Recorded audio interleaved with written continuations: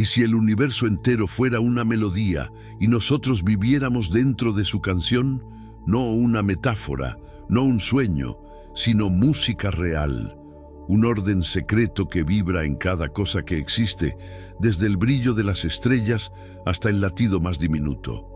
Hace más de 2500 años, un hombre caminaba por las calles de Crotona sin imaginar que estaba a punto de escuchar algo que cambiaría el mundo para siempre.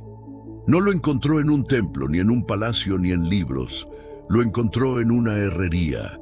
Allí, entre el fuego, el hierro candente y el estruendo de los martillos, escuchó el lenguaje secreto del cosmos escondido en los sonidos. Ese hombre era Pitágoras. Quédate hasta el final, porque esta historia podría enseñarte a escuchar tu propia vida de otra forma, y quizá a descubrir que dentro del caos también hay armonía esperando ser oída. Y si disfrutas de estas historias que revelan la belleza escondida en el mundo, te invitamos a suscribirte a nuestro canal. Un pequeño gesto para ti nos ayuda mucho a seguir compartiendo estas historias. Pitágoras no nació con respuestas, sino con una pregunta que lo quemaba por dentro. ¿Cómo puede existir tanta belleza en el mundo si todo parece tan caótico? Había crecido en Samos, una isla griega de mercados ruidosos y puertos siempre agitados, donde los barcos llegaban cargados de mercancías y discusiones, y desde pequeño sentía que el mundo era como un coro desordenado, un murmullo de voces que hablaban a la vez en idiomas distintos, cada una gritando su verdad sin escuchar a las otras. Aún así, en medio de aquel ruido, él percibía destellos de algo más, la forma perfecta de una concha, la repetición exacta de las olas, el ritmo de los días que nacían y morían sin fallar nunca. Decía que dentro de él vivía una nostalgia de algo que no recordaba, como si de niño hubiera escuchado una melodía perfecta y el resto de su vida fuese un intento de volver a oírla. Y así, llevado por esa añoranza sin nombre, partió. Viajó durante años, cruzando mares y desiertos, aprendiendo de sacerdotes en Egipto, de astrónomos en Babilonia, de sabios en Fenicia y de místicos en India, observando los cielos nocturnos, los ciclos de las cosechas, las ceremonias que honraban a los dioses y hasta los números que los comerciantes usaban para pesar el grano y medir el aceite. Veía patrones que se repetían, formas que parecían ocultar una geometría secreta, como si todo lo visible fuera la sombra de una estructura invisible que lo unía todo. Cuando al fin regresó a Grecia, eligió establecerse en Crotona, al sur de Italia, decidido a fundar una escuela donde enseñara a otros a escuchar esa armonía oculta. Pero el gran descubrimiento llegó antes de abrir su escuela. Llegó en forma de ruido.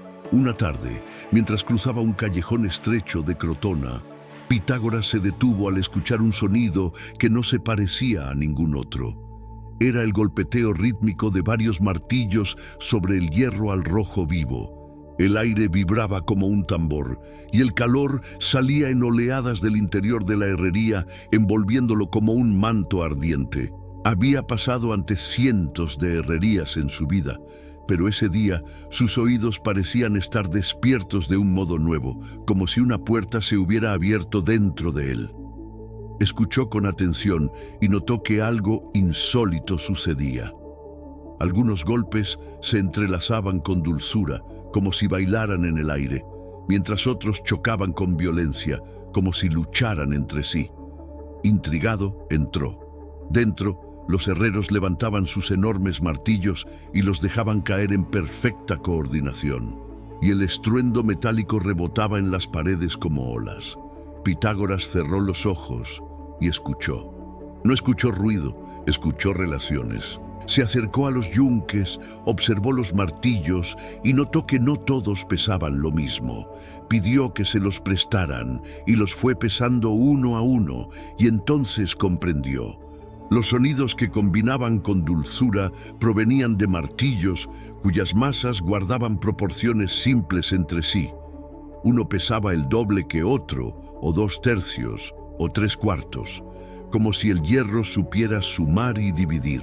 Corrió a su taller, tensó cuerdas sobre tablas de madera y las hizo vibrar, y vio que las que daban notas agradables eran aquellas cuya longitud guardaba proporciones exactas: la mitad, 2/3, 3/4.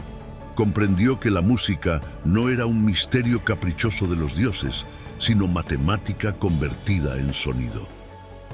Desde ese día, Pitágoras comenzó a mirar el mundo como si fuera una partitura extendida sobre el cielo. Si la belleza del sonido nacía de relaciones numéricas, ¿no nacería también de ellas la belleza de todo lo demás? Si las notas que se armonizan siguen proporciones, y si el universo entero fuera una sinfonía construida con proporciones perfectas. Fue el comienzo de algo inmenso. Pitágoras fundó en Crotona una comunidad que no era solo una escuela, sino una forma de vida. Los pitagóricos estudiaban matemáticas, música, astronomía y ética, y también guardaban largos silencios para afinar el alma. Veían en los números no herramientas frías, sino fuerzas sagradas que estructuraban la realidad. Les enseñaba que el uno era la unidad primordial, el punto de donde brota toda existencia, indivisible, perfecto, inmutable, como una semilla suspendida en la oscuridad, conteniendo en su interior el poder de desplegar todo el cosmos. El 2 representaba el momento en que esa semilla se abre y se parte, dando nacimiento a la dualidad. Luz y sombra, masculino y femenino, movimiento y reposo, el primer soplo de tensión creativa, porque sin oposición no puede haber danza. El 3 era la reconciliación de esos opuestos, la armonía que los equilibra. Lo llamaba el número de la proporción y del alma, porque así, como el alma equilibra cuerpo y mente, el 3 une lo que parecía condenado a estar en guerra.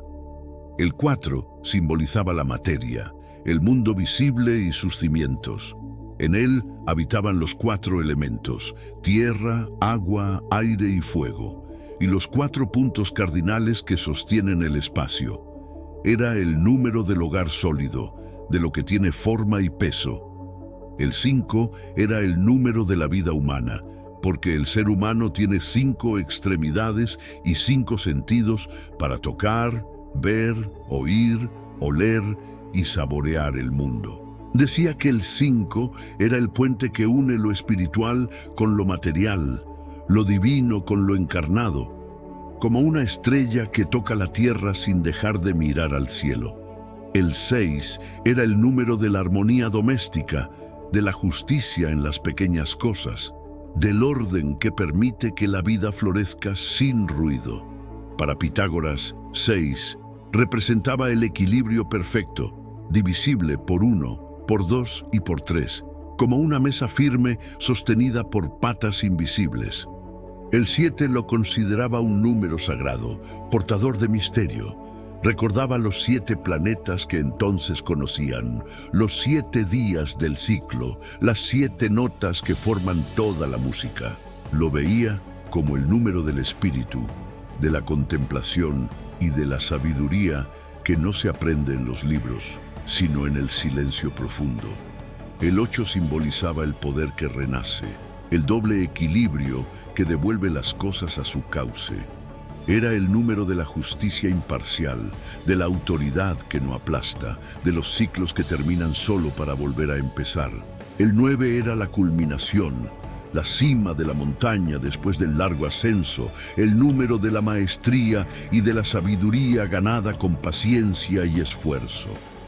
Pitágoras decía que quien alcanza el 9 está preparado para volver al origen, porque ha aprendido a caminar sin perderse. Y el 10, por encima de todos, era el número sagrado, el símbolo del cosmos entero, la suma de los 4 primeros, 1 más 2 más 3 más 4, que contenían en sí la unidad, la dualidad, la armonía y la materia. Para los pitagóricos, el 10 era la música total, el círculo que todo lo abarca, el susurro perfecto del universo cuando está en equilibrio.